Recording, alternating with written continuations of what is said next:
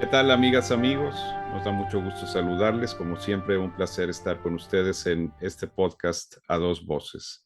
Los saludamos Ricardo Marcos, un servidor, y mi amigo José María Álvarez. José María, bienvenido. Muchas gracias, Ricardo. Gracias, amigos, por estar aquí con nosotros, por elegir a Dos Voces como su podcast favorito. Inviten a gente, a sus contactos, a personas que crean que les puede interesar nuestros temas musicales. Invítelos para que se suscriban a nuestro canal, tanto en YouTube como en Spotify. Y pues cada semana quiero hacer la aclaración, Ricardo, porque luego como que no se entiende, todos leen así nada más las tres primeras líneas, o más bien las tres primeras palabras, pero lo demás abajo no. El programa se estrena los martes. A partir de ese momento pueden verlo a la hora que quieran, en el dispositivo que quieran, en el lugar que ustedes quieran. Ahí se queda toda la biblioteca. Ya tenemos 32, ¿verdad? Con este. 32 programas. Este es el número 32. Así Así es, que entonces ahí están sí, todos, así que es que dicen, es que me lo perdí. No, no se lo ha perdido. La cosa es de que sea un poquito, hay que ser un poquito curioso y ver, me puedo suscribir, le pongo la campanita, me llega la notificación y en cuanto esté al aire el estreno, pues lo puedo ver. Si no puedo, ahí dice verlo después. Esta tecnología ya nos ayuda tanto a que no nos perdamos oportunidades, así que no es como ver la telenovela de que se te fue la lágrima 89 de Victoria Rufo, ¿no? Aquí sí lo pueden ver cuando ustedes gusten. pero además lo pueden escuchar también en Spotify y ahí también hay la posibilidad de escucharlo nada más en audio y cuando quieran lo cargan, lo pueden escuchar por supuesto, en el carro, en otro momento, o lo van escuchando en partes. En fin, hay muchas posibilidades, creo yo, en la actualidad. Entonces, agradecemos mucho a los que ya son parte de esta comunidad, son más ya de 50 personas y eso es muy positivo también para nosotros. Y por supuesto también agradecemos los comentarios que nos van dejando. Nos preguntaron por primera vez, José María, que cuál es la cortinilla de nuestro programa, o sea, que de dónde salía esa música. Y Ujú. pues es nada menos y nada más que un dueto a, a piano de Ralph Vaughan Williams, compositor que hoy vamos a abordar una vez más en este 150 aniversario. De hecho, hay que decir que acaba de acontecer nada más hace unos días, un 12 de octubre de 1872. No, no, no, no, no vamos a estar hablando de que si se llama el Día de la Raza o de si es el día del encuentro de dos mundos, no, es el nacimiento de Ralph Vaughan Williams, uno de los grandes compositores ingleses de todos los tiempos, en mi opinión, junto con Britten, el gran compositor inglés del siglo XX. Ellos dos para mí representan la cima y en lo particular mi compositor favorito inglés, probablemente de todos los tiempos, ¿no? Y ahora pues tenemos esta oportunidad de disfrutar de su música y vaya que nos vamos a encontrar el día de hoy, José María, con una magnífica obra, que es una obra encantadora, excepcional, la Sinfonía número 5 en Re mayor. Pero bueno, Ujú. te dejo también a ti dar la alabanza correspondiente a Vaughan Williams, que se lo merece. Además que sabemos que estás haciendo un proyecto en el CENART y que aprovechamos también para decirle a la gente, pónganse las pilas para escuchar a Vaughan Williams en vivo y pues vayan a estos conciertos que habrá en el CENART de la Ciudad de México. Por cierto, los otros estados ni modo nos fregamos por lo pronto por la falta de pericia de los programadores, directores de orquesta también, que siguen considerando que Vaughan Williams pues, no se debe de escuchar. Pues sí, y también las estaciones de radio. Yo me di una vueltecita exactamente el día del 150 aniversario y nada, o sea, absolutamente nada. Y pues, en fin, no sé por qué, a qué se debe ese mal, siendo música fantástica. Y yo te agradezco mucho y la invitación es precisamente porque esta semana en donde se está viendo, donde se está estrenando este podcast, empezamos el día 20 con los conciertos Von Williams, que es un ciclo de 3 conciertos de cámara.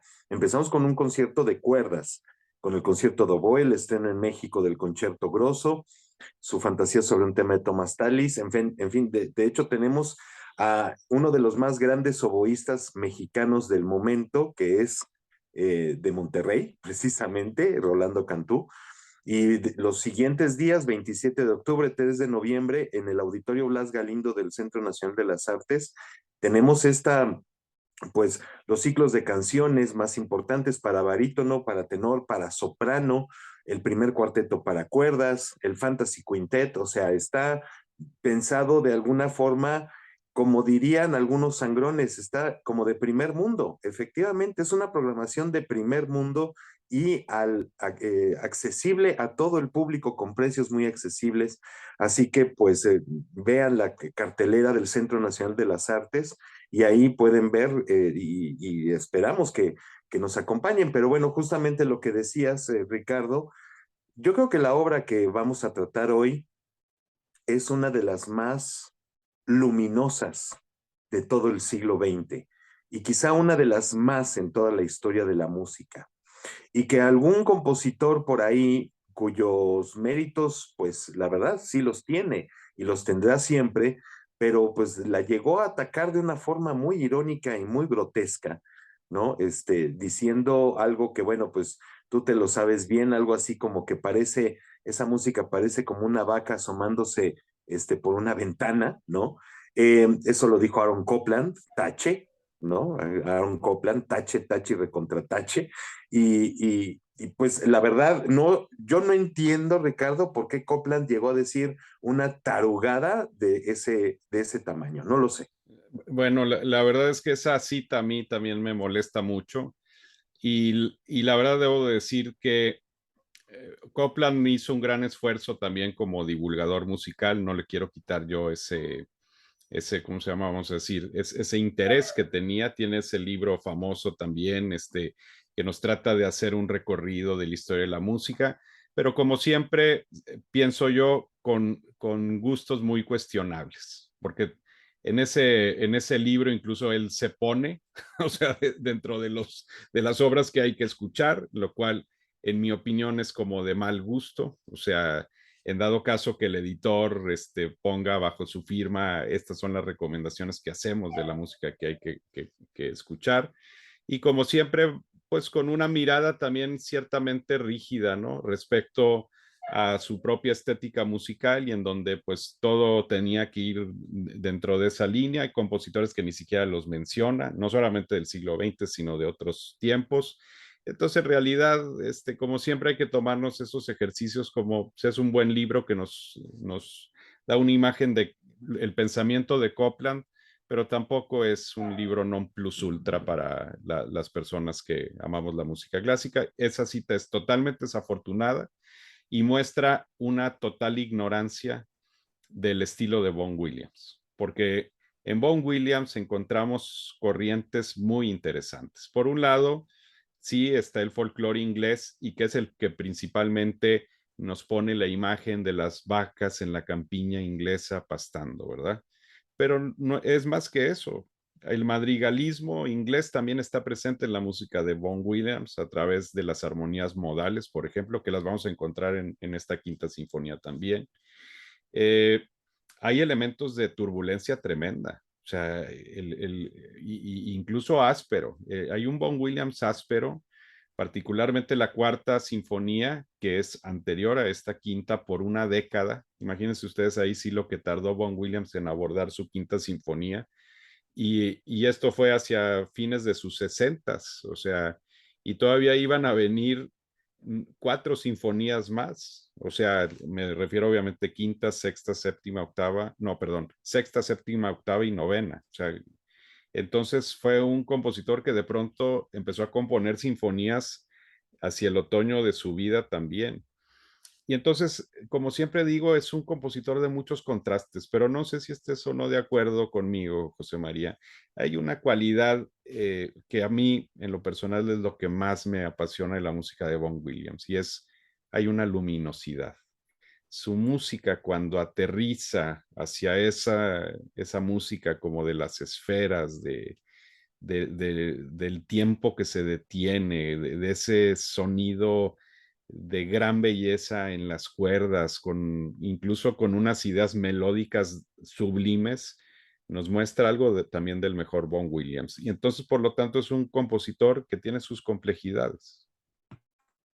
Sí, por supuesto, tú lo has dicho muy bien y sobre todo este repaso por su repertorio, que es bien importante. Y yo creo que, bueno, lo que hago el paréntesis, lo que haremos en la Ciudad de México en este ciclo de conciertos es el Vaughan Williams un poco atípico y que menos se escucha en el mundo. Claro, en Inglaterra de los ciclos de canciones son importantísimos, pero él nunca fue afecto a la música de cámara y sin embargo la hizo y la hizo muy bien. Su primer cuarteto para cuerdas está muy hermanado al cuarteto de Ravel, ¿no? ¿Por qué? Porque estudió con Ravel y Ravel reconocía que era el único de sus alumnos que no escribía como Ravel, ¿no? Y además era un gran honor para Vaughan Williams, porque muchos otros se le acercaron para pedirle consejo, como por ejemplo Gershwin, y les dijo que no, y Vaughan Williams lo arropó. Y sí, por ejemplo, su primera sinfonía, su Sinfonía de Londres, todas esas obras en ese periodo, a principios del siglo XX, tienen mucho de Ravel, de la paleta orquestal de Ravel, pero es un Vaughan Williams auténtico que sí bien utiliza la música de la época de los Tudor, por ejemplo, como tú lo has dicho, los salmos, los himnos, que pues de alguna forma él hizo muchos arreglos de toda esa música, primero por encargo y después por convicción. Y también cómo incorpora la música popular de su país. Nos encontramos a un autor bien sincero, o sea, es muy sincero con él mismo y con todo con todo todos los que lo escuchamos. Por ejemplo, tú dices también cómo nos pinta la campiña inglesa, pero también sabemos que Vaughan Williams era un citadino, a él le encantaba Londres, le gustaba mucho la ciudad, le gustaban las calles, el ruido de imagínense a principios del siglo XX, el sonido de los coches que existían entonces. Él le encantaba todo eso y también aparece en su música. Vaya, tiene tantas aristas, tantas texturas que en un momento privilegiado de su carrera y que fue precisamente en medio de la Segunda Guerra Mundial, es que él escribe esta sinfonía y que es absolutamente un halo maravilloso de luz. Y yo no sé, Ricardo, tú qué opinión puedas dar. En mi caso personal de José María Álvarez, yo cuando escucho esta música y le doy muchas vueltas, o sea, trato de meterla bien en mi ser, me doy cuenta que es el, la expresión más auténtica del artista y antes que del artista del hombre, que era Vaughan Williams, de dentro hacia afuera. O sea, aquí encontramos, por ejemplo, las Sinfonías del Mar, Londres, la 3, de lo que hemos hablado, la Sinfonía Antártica aquí en estos podcasts. Bueno, de alguna manera tienen una gran exposición, algo, Londres, el mar, la poesía de Walt Whitman, etcétera, ¿no? El cine en la Sinfonía Antártica. Y aquí encontramos el alma de Vaughan Williams. Encontramos todos los recovecos del alma que de alguna manera sufre por ver su patria golpeada por la guerra, por los embates, los bombardeos, los problemas territoriales, políticos, etcétera. Y es el alma de este hombre hablando, cantando.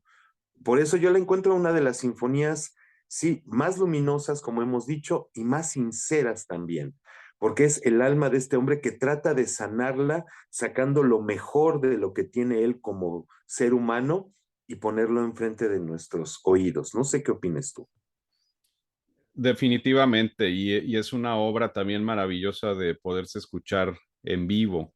Y en este sentido es interesante porque, como bien dices, nos acercamos a los tiempos de la Primera Guerra Mundial y Vaughan Williams también, como buen compositor inglés, escribe algunas obras con la intención de mostrar el patriotismo, ¿no? Inglés en la guerra y de motivar a la gente.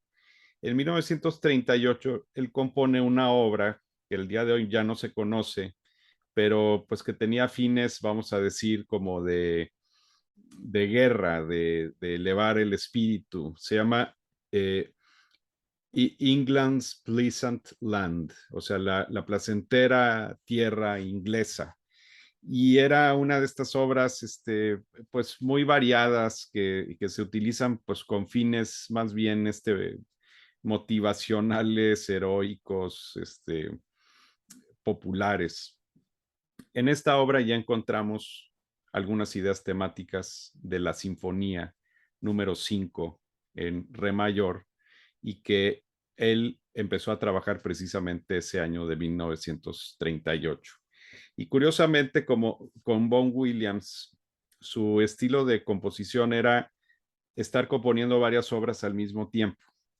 Y por estas fechas, José María, amigas, amigos, él comienza también a componer y trabaja en The Pilgrim's Progress, el progreso del peregrino, que es una de sus óperas, en mi opinión, es una de las dos grandes óperas que tiene él. La otra es Riders to the Sea, en mi opinión, obviamente, y que curiosamente, al igual que la Sinfonía 5, The Pilgrim's Progress parece como una suma del estilo de Vaughan Williams, o sea, de todo su tiempo, de todos sus años. O sea, es una especie como de síntesis, y yo también así veo la Quinta Sinfonía, porque, claro, hay elementos de gran luminosidad y podríamos llamar espiritualidad, a pesar de que el compositor era un agnóstico recalcitrante, ¿no? Pero qué curioso que siempre volvía una y otra vez a la idea de la espiritualidad.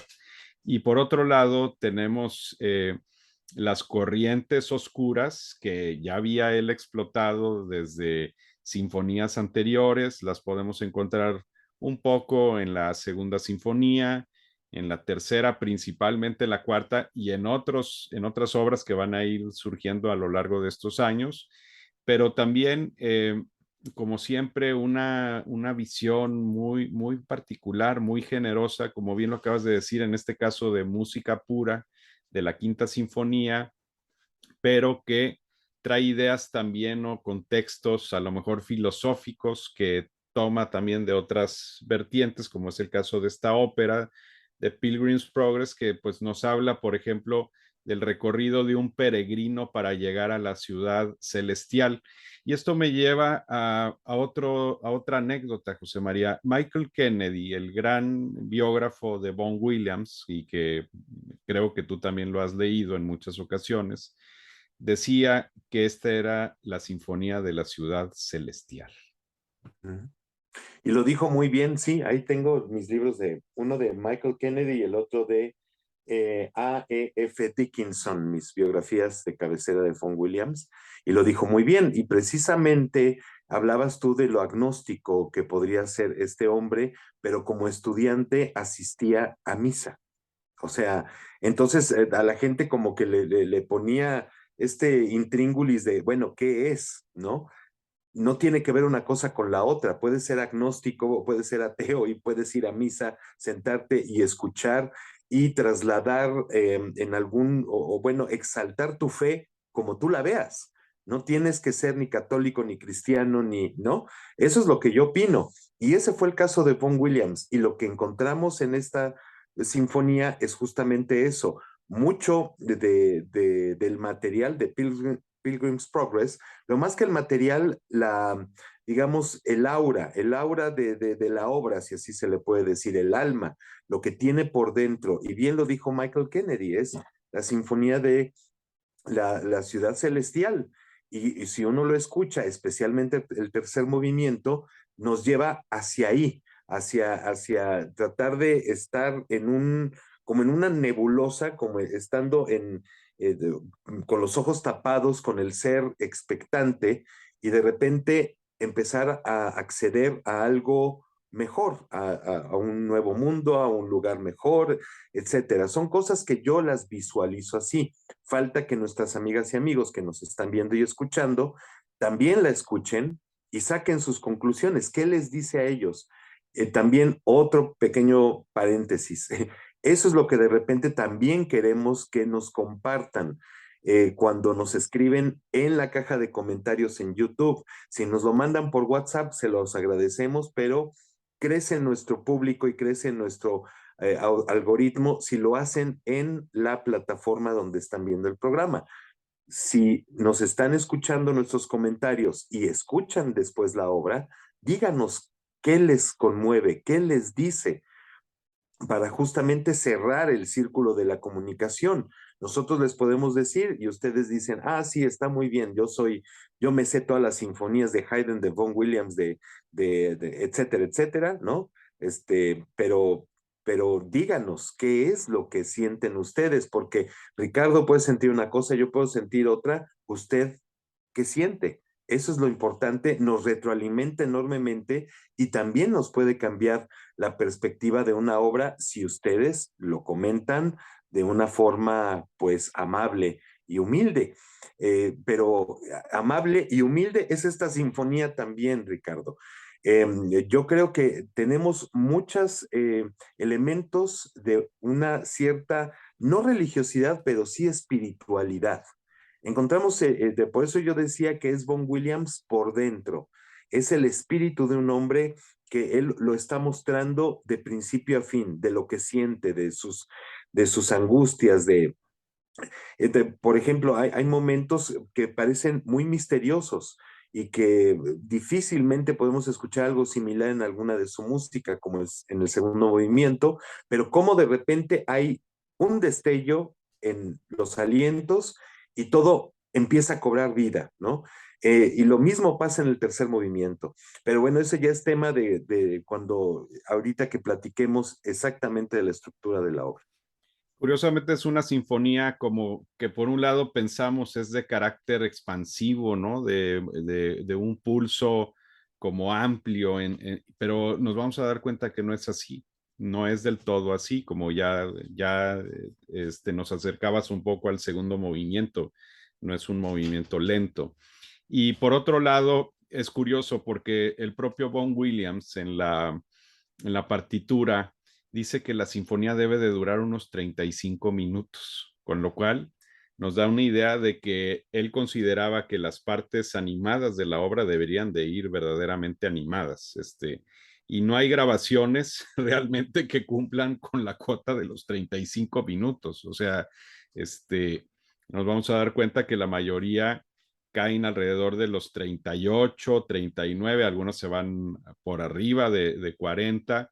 Creo que ni siquiera Norrington la hace en 35, o sea, pues nada más para que nos demos una idea de esto, ¿no? Pero por otro lado, y antes ya de irnos a movimiento por movimiento, José María, otro detalle no menor. La obra se la dedica a Jean Sibelius, un compositor que él admiraba profundamente, pero aquí, a diferencia de las torpezas de Aaron Copland en su asimilación de la música de Vaughan Williams, a Sibelius sí le gustaba la música de Vaughan Williams. Y tan es así que esta sinfonía se la dedica a Sibelius sin permiso. O sea, como que no buscó ahí la oportunidad de a ver si le escribo y le digo que se la voy a dedicar, sino simplemente lo hace él con toda la intención. Eventualmente Sibelius escucha la Quinta Sinfonía de Vaughan Williams y le parece una magnífica obra. Sí, y viniendo de un hombre que hizo una quinta sinfonía igualmente luminosa, triunfal, y que nos habla mucho de los aspectos humanos, ¿no? Sobre todo esas oleadas de los cornos en el último movimiento que nos significan estas tres aves volando en el firmamento, en fin, una cantidad de cosas que encontramos estas almas casi gemelas a Vaughan Williams y a Sibelius, y que pues sí, definitivamente, pues Aaron Copland no llegó a una quinta sinfonía, no demerito la producción que hizo porque a mí me gusta mucho la música de Copland, pero honestamente métete con otro, ¿no? Se hubiera metido con otro mejor. Y yo creo que hay un pequeño atisbo de esa quinta de Sibelius en el inicio de la quinta de Vaughan Williams. ¿Por qué? Porque las dos empiezan con un corno. Se escucha un corno y que nos abre todo el panorama de lo que va a ocurrir, Ricardo.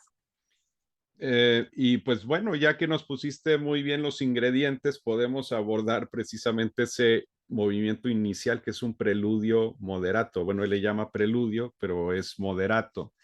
Y que además es una designación de tiempo muy ambigua, José María, ¿no? Porque moderato, estamos hablando probablemente de un allegro moderato, que es el usual, pero también pudiera ser en otros casos un andante moderato.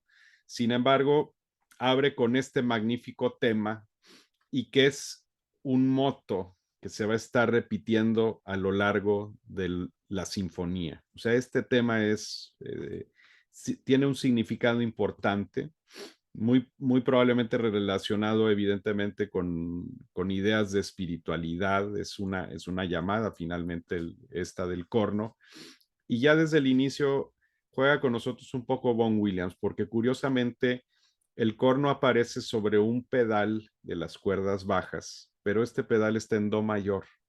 Entonces hay un sentido como de inestabilidad curiosa, ¿no? Aunque son dos tonalidades mayores, los cornos entran en otra tonalidad y solamente hasta que entra el mi mayor magnífico es que ya encontramos esa estabilidad que al inicio no la tenemos.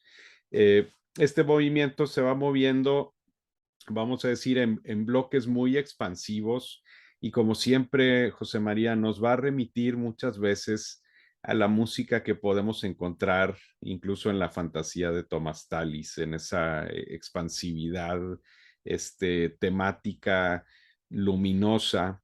Sin embargo, también es cierto que más adelante nos vamos a encontrar en el desarrollo que la música se va a hacer mucho más apasionada, más dramática e incluso más movida. Y eso va a contrastar un poco con estos bloques, a lo mejor de luminosidad, José María. Sí, cuando se empieza a animar y empieza a subir la intensidad y sobre todo el ritmo en el movimiento, de repente empieza a desembocar poco a poco al mismo tema del corno. Se tranquiliza todo y nos lleva otra vez al tema del corno. Y lo que tú decías es bien curioso, me hizo pensar mientras te escuchaba.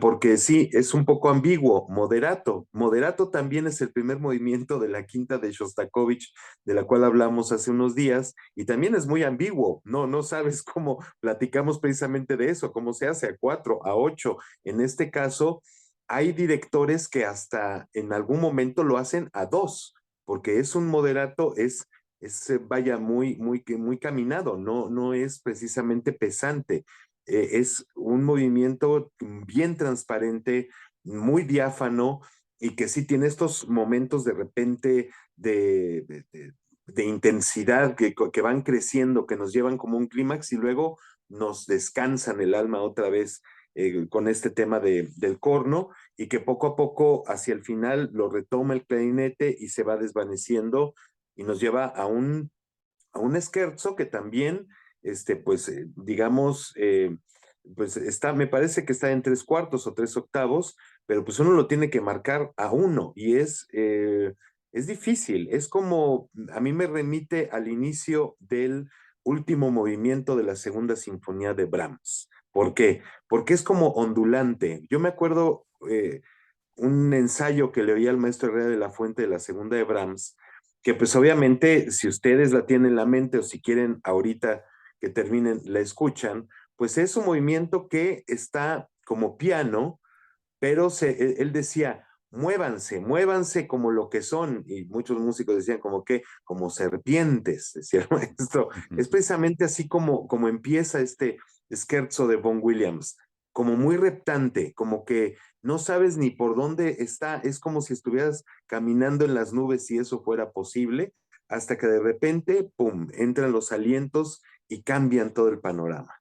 Es una danza misteriosa este scherzo, es un scherzo maravilloso, a mí me parece fenomenal porque además contrasta un poco con la luminosidad del primer movimiento. Este scherzo, por un lado, sí parece una danza o que pudiera surgir un poco del folclore, pero por otro lado, hay cuerdas muy efervescentes, nos recuerda incluso a lo mejor al scherzo de la Sinfonía Escocesa de Mendelssohn también, o sea, ciertos detalles ahí, de figuraciones de las cuerdas, como si fueran pequeños torbellinos, ¿no? Que nos llevan y eventualmente, claro, hay una gran sutileza con los alientos. Eventualmente los metales también van a intervenir de una forma más, más impactante y después otra vez el movimiento se va a ir desfigurando, así como desapareciendo ante nosotros.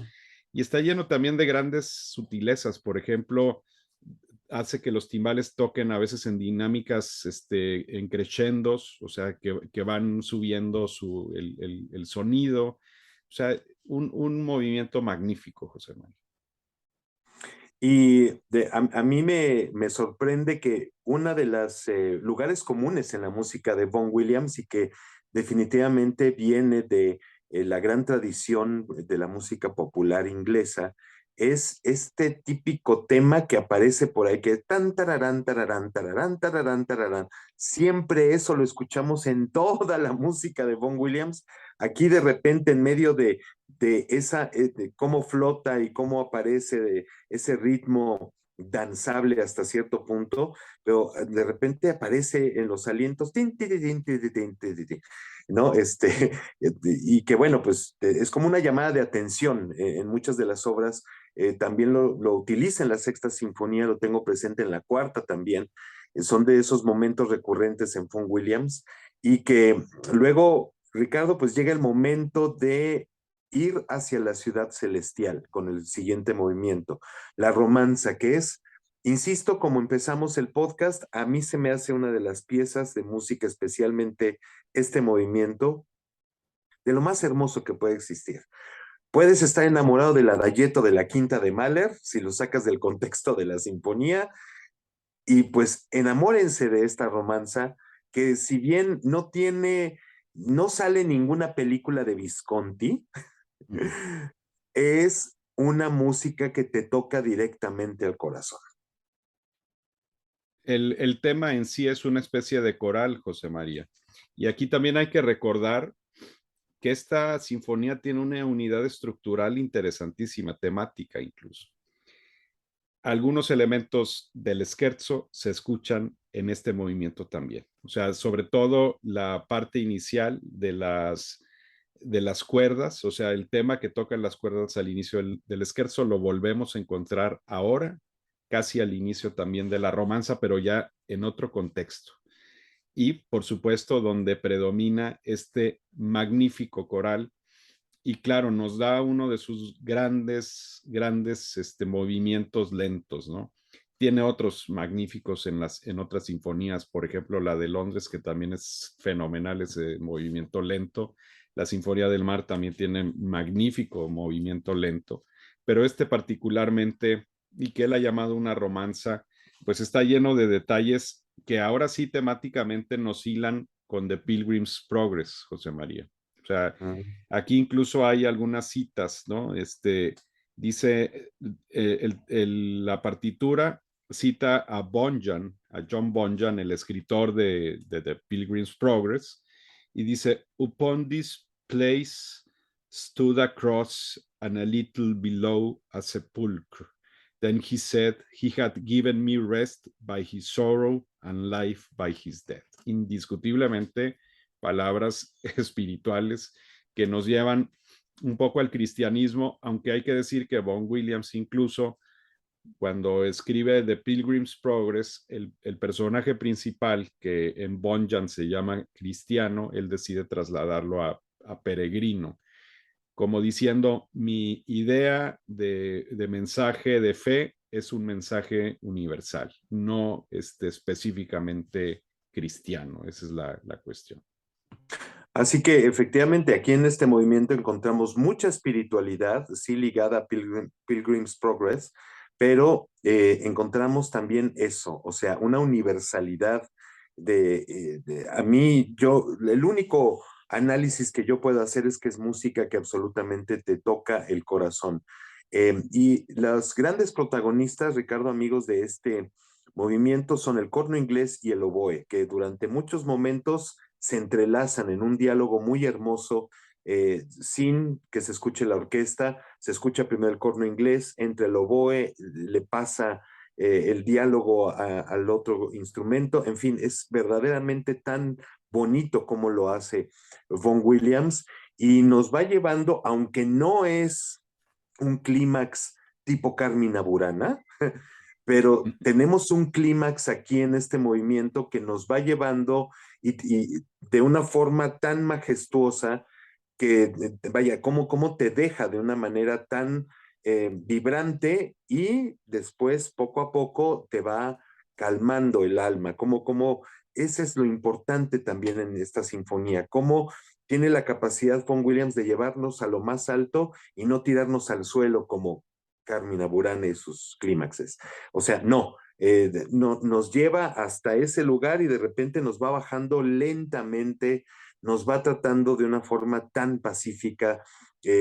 Vaya, por eso digo que, insisto, es el alma de alguien que se está mostrando en donde sí, hay curvas, hay montañas, hay valles, pero todo ocurre con mucha paz, con mucha tranquilidad. No hay cosas tan agresivas como él hizo en la Cuarta Sinfonía y en la Sexta que enmarcan esta obra. Entonces, sí, esta romance es una de las partes mías favoritas, no solo de Vaughan Williams, de toda la música que puede existir.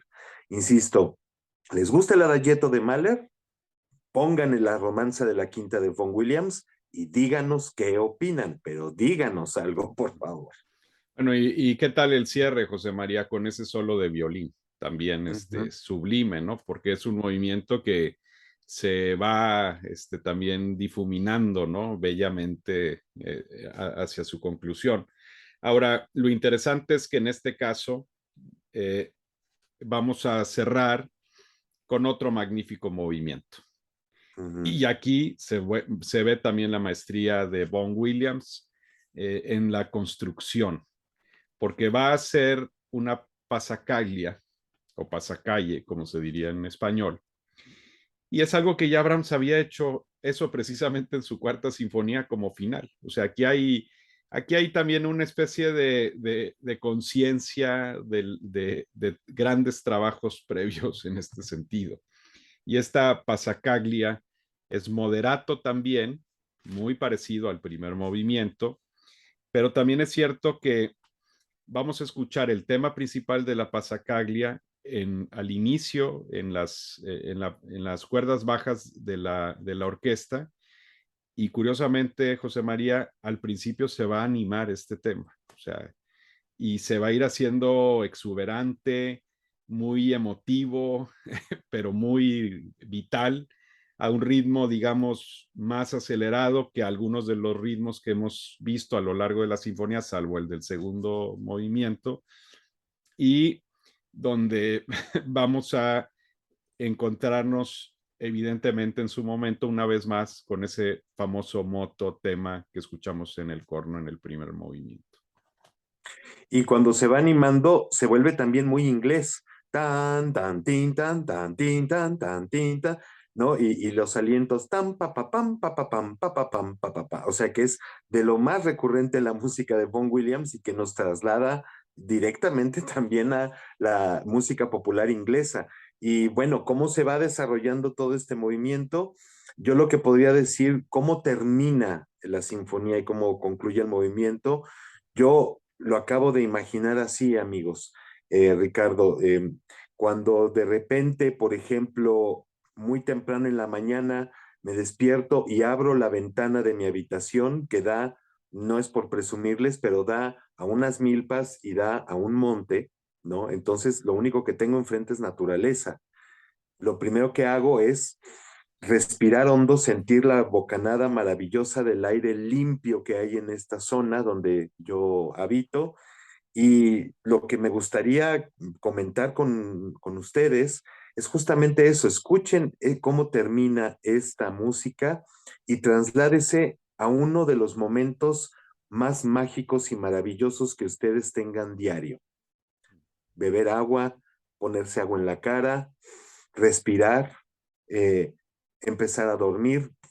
Trasládese al momento más hermoso que tengan y así termina esta sinfonía. Es como si se abriera una gran puerta y viéramos la luz. Es como si se abriera la regadera y nos cayera el agua fresca en nuestra cara.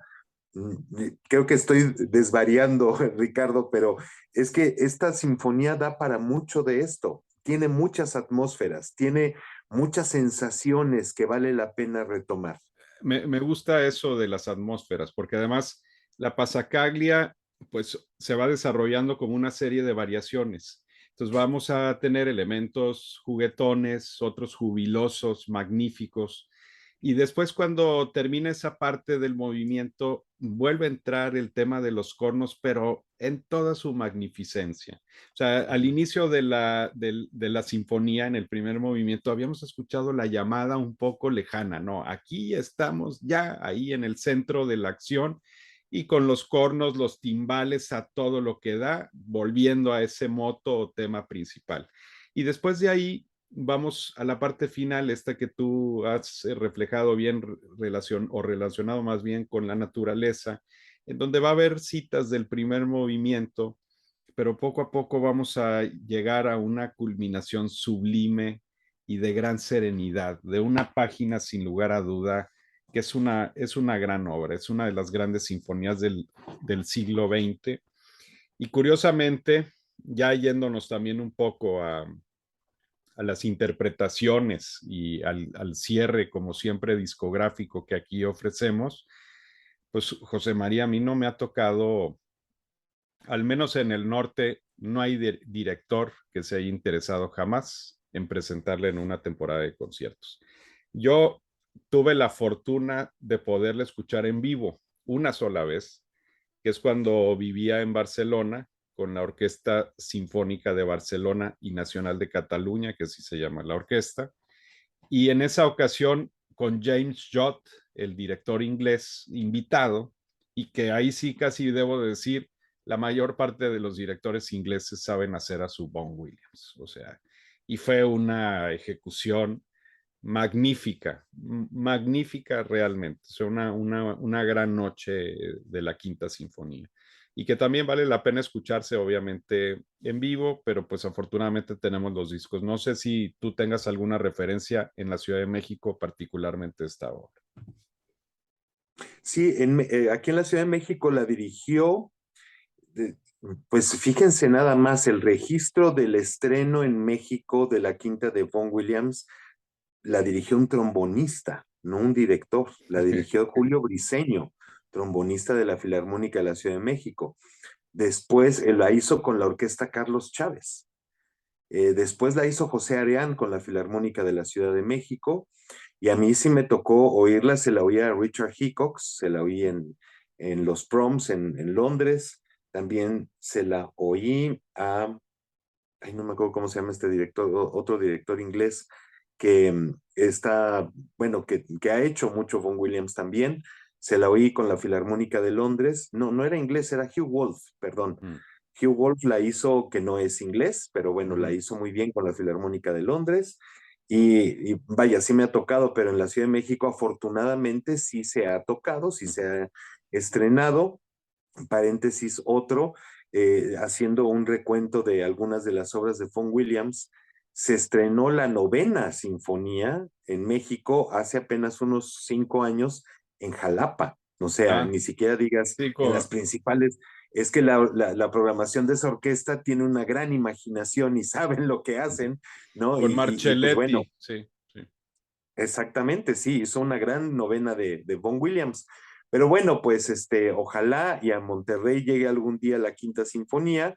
Si la orquesta que está ahí al cargo no lo hace, pues hay que montar una orquesta y hacemos una quinta de Vaughan Williams.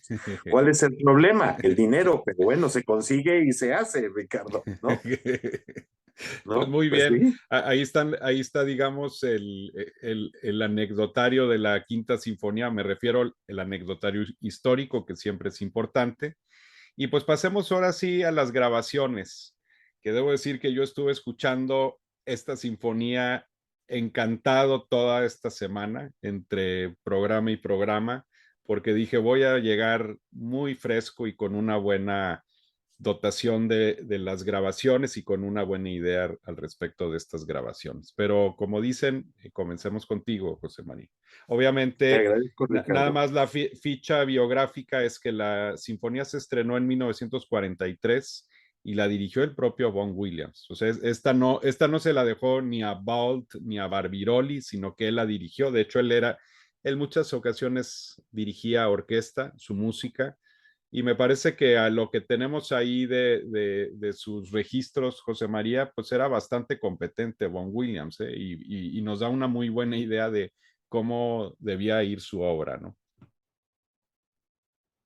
Ahí está su grabación, búsquenla, de la Cuarta Sinfonía, que él dirigiendo y que viene en un disco con los planetas de Holst, dirigido por Holst.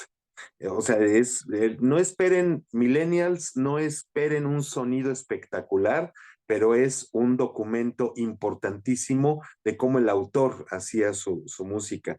Y aquí, pues obviamente sí, Vaughan Williams la estrenó con la Filarmónica de Londres, su obra, pero aquí esta, pues, grabación, si bien la técnica sonora no es fascinante, pero es también importante. Es Barbirolli con la Orquesta Filarmonía y bueno, esta es la reedición nueva de la EMI a Warner, que es ahora. Y me gustaría hacer nada más la apreciación rapidísimo, Ricardo, porque el otro día nos quedamos con esa duda. O bueno, la Filarmonía después fue Nueva Filarmonía y después fue Filarmonía otra vez. La cuestión es que la persona que organizó esta orquesta, me parece llamado Walter Legge, este Sí. señor en algún momento pues quiso disolver la orquesta, o sea, le parecía que ya no quería seguir con esta orquesta, que se fuera a la basura, y los músicos apoyados por Otto Klemperer, que fue uno de los directores principales y durante muchos años de la Filarmonía de Londres, fue el que apoyó a todos los músicos que se reunieron y decidieron, nos vamos a llamar Nueva Filarmonía, pero somos exactamente los mismos, hasta que se murió el señor Legge y que todo, digamos, todo su legado, voltearon y vieron los documentos, el testamento y todo, ya se puede usar el nombre, fue cuando regresó el nombre de Filarmonía como aparece hasta ahora. Y eso era nada más esa ficha. Muy buena ficha, buena grabación. Vaughan Williams también tiene registro de la Quinta Sinfonía, hay que decirlo, es como de 1951, si mal no recuerdo, se puede encontrar por ahí en estos sellos especializados que han sacado algo de las obras dirigidas por los propios compositores. Cuando me refiero también a una figura importante respecto a la música de Vaughan Williams, pues tenemos a Adrian Balt. Bolt grabó dos veces la sinfonía, al menos en estudio. La primera versión, que fue el ciclo que sacó en Decca, si mal no recuerdo, y que muchas de esas versiones iniciales están en monoaural y que para muchos, vamos a decir, expertos y conocedores, amantes del disco, etcétera, pues todos dicen que con sus segundas versiones en EMI, pues nos da sus lecturas finales eh, de las sinfonías y yo estoy también de acuerdo porque es un magnífico ciclo. Aquí está la quinta en una de las ediciones que ha habido de estas obras y es curiosamente Bault nos da una visión expansiva de Vaughan Williams, siempre muy atento. Los tiempos en Bolt nunca son pesados, eso hay que decirlo, pero su visión es más bien expansiva. La obra se va a unos 39 minutos en esta ocasión con él, pero lo interesante, como siempre, nos muestra la flexibilidad de esos tiempos, cómo debe de ir el fraseo en Vaughan Williams, y en eso siempre va a ser un documento excepcional. Sin embargo, he notado también que en algunas de estas versiones inglesas, en algunas, no en todas, a veces ciertos elementos no salen tan bien precisos en algunas dinámicas, o sea, particularmente pensando un poco en la cuestión de los timbales, ¿no? Muchas veces encontramos un sonido más orgánico e incluso diría yo que es un Vaughan Williams muy inglés, pero que también tiene ciertas raíces germánicas en la forma de interpretar la música. Nos vamos a dar cuenta que hay otras vertientes interesantes. Pero bueno, esta es una gran versión. Y él la graba pues a fines de los 60s, cuando él estaba pues al final de la década de los 70s de edad, o sea, pero son grandes momentos de Baud, por cierto. Y a mí me gusta, por ejemplo, no soy muy fan del director, aunque tengo que reconocer que es un gran director, pero cuando Andrew Davis sacó su ciclo Von Williams en Teldec, yo trabajaba para Warner, o sea, para Teldec, y esta es la grabación que salió justo en el tiempo que yo estuve en Warner Music. Trae las sinfonías 4 y 5, y bueno, pues muchas de las cosas en el marketing que luego hemos platicado, la portada pues no vende, pero la música sí, nada más que la portada a mí al ojo no me atrae. Eh, y bueno, yo tuve la oportunidad, perdón que lo diga así, de ir a una convención internacional de Warner a Londres, justamente cuando salieron todos estos discos, los tres tenores en Los Ángeles, etcétera. Y yo como representante de México, yo insistí en que o se hacían bonitas portadas o la gente no iba a comprar. Y decían, no, es que digo, no, es que a las portadas hay que cambiarles el asunto porque, ¿no? Y bueno, pues me llevé mi regañada, pero curiosamente años después Warner empezó a hacer portadas mucho más vistosas. Y esta es con la Sinfónica de la BBC, es una gran versión, nos da una muy buena perspectiva de lo que es Andrew Davis haciendo la música de Von Williams, y me voy a ir con uno de mis favoritos, que es Leonard Slatkin, con la Filarmonia, también la Filarmonia de Londres. Aquí trae las sinfonías 5 y 6. Tú tienes por ahí otras, porque aquí tengo una que la verdad tengo que recomendar de una manera bien importante. A ver, adelante. Y ahorita Bueno, yo creo que termino con mis recomendaciones. Bueno, esta es muy buena. Esta es la de Andrew Previn con sí. la Filarmónica de Londres, la Royal Que Philharmonic. es la segunda grabación que hace de la sinfonía. Sí, porque la primera la hizo con la Sinfónica de Londres cuando él era director en EMI, y este es en Teldec cuando él fue director también de la Royal Philharmonic. Esta es una muy buena versión, está muy bien grabada. Y también en Telarc, eso sí se lo tengo que agradecer a este señor, del cual yo no soy muy fan, pero de repente hay que revisar a la gente lo que dice y lo que recomienda. David Horwitz habló de la quinta también de Von Williams y recomendó esta porque dice: las orquestas fuera de Inglaterra nunca la graban y nunca la tocan. Y este es un gran ejemplo. Y yo inmediatamente que oí a David Horwitz, me fui a oírla. ¿Qué gran versión es esta? De Robert Robert Spano. Spano, Sí. Robert Spano con la Sinfónica de Atlanta. Qué super versión tan hermosa, y te da muchas perspectivas de lo que tú hablabas de las grabaciones inglesas. Te da otra perspectiva, otra idiomática de lo que tiene la música de Von Williams. A mí me encantó esta versión, y además viene con la fantasía de un tema de Thomas Tallis, la serenata a la música, sobre un texto del Mercader de Venecia de Shakespeare, y viene el tema en el cual se basa Von Williams para escribir la fantasía. Es verdaderamente un discazo, y Robert Spano es un gran director. Gran director, ¿eh? O sea, Robert Spano lo que hizo en Atlanta realmente de primer nivel, ¿eh?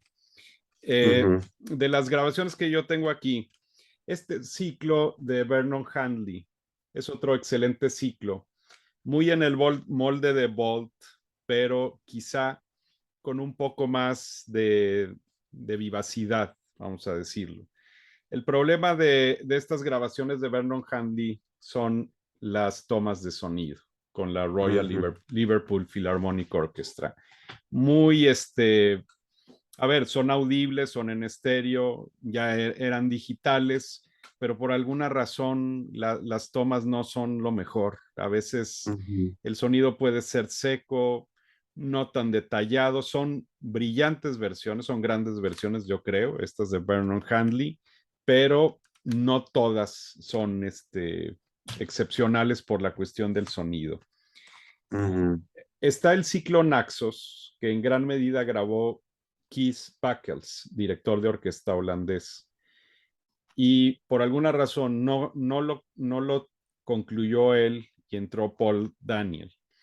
Las versiones de Buckles nos dan una idea de alguien que no es inglés y que se aproxima a la música de Vaughan Williams con oídos frescos, y lo que encuentro yo en esta versión de la quinta, que también trae la novena y es una excelente, digamos, combinación. A mí la novena me encanta, también es de mis sinfonías favoritas de Vaughan Williams.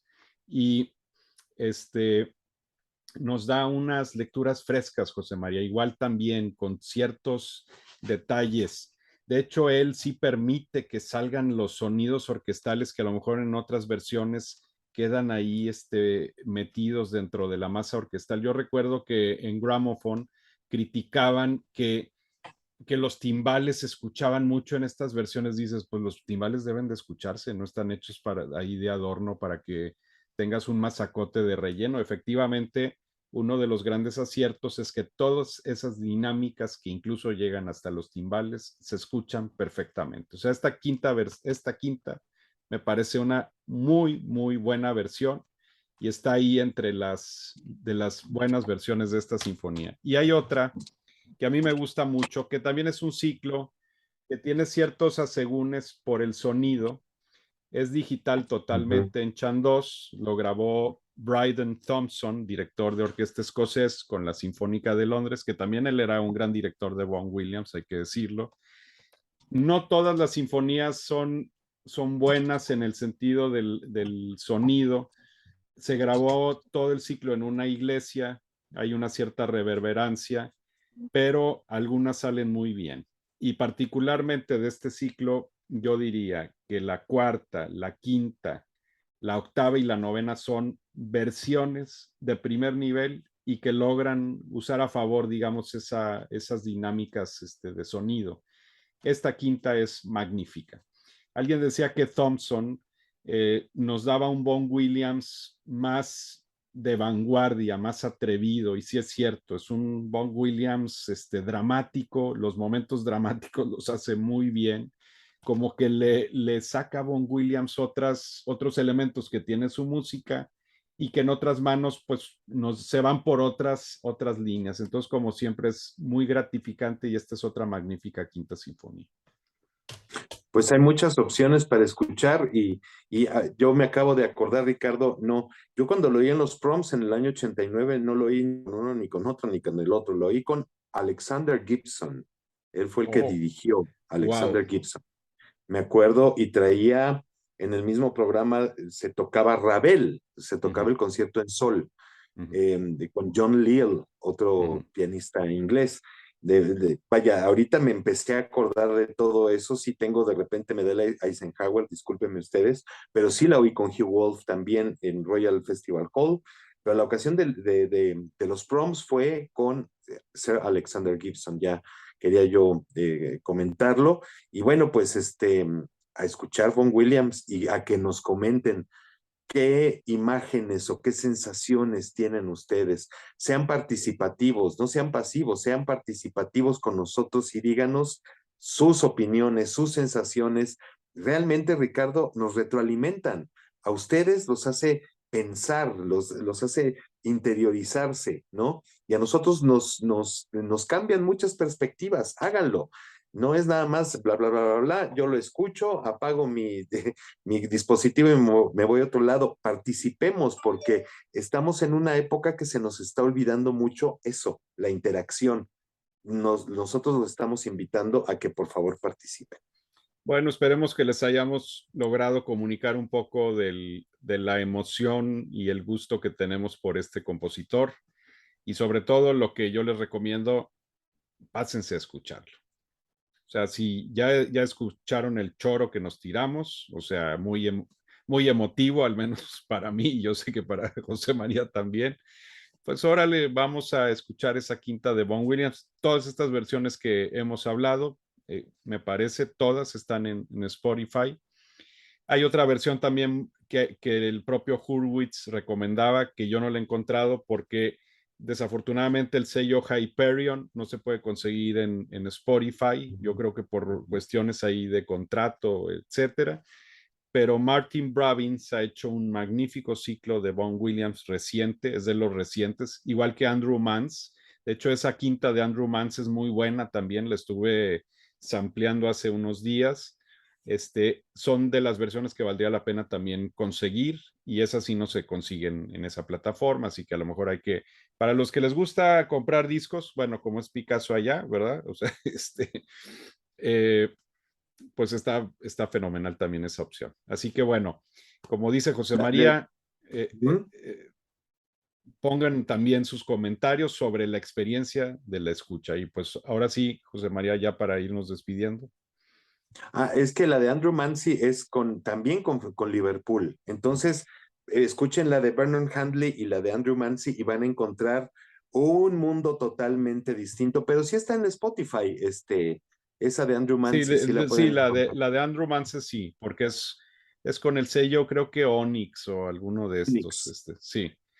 Y Pero Bravins, lo que tiene en Hyperion es que eh, tiene, en lugar de otra sinfonía, me parece que tiene obras algunas pequeñas de oscuras, Bobby. sí, sí, sí. Entonces es muy atractivo también por eso. A mí Bravins me cae muy bien, yo lo conozco personalmente, es muy buena gente, no me gusta como director, pero es muy buena gente. Pues bueno, ahí están las opciones actuales y como siempre el gusto se, pues es particular y esto nos ayuda también para enriquecer las conversaciones. Pues gracias, José María. Muchas gracias, Ricardo, gracias a todos, nos escuchamos y nos vemos en la próxima. Los esperamos con más de la mejor música. Hasta pronto.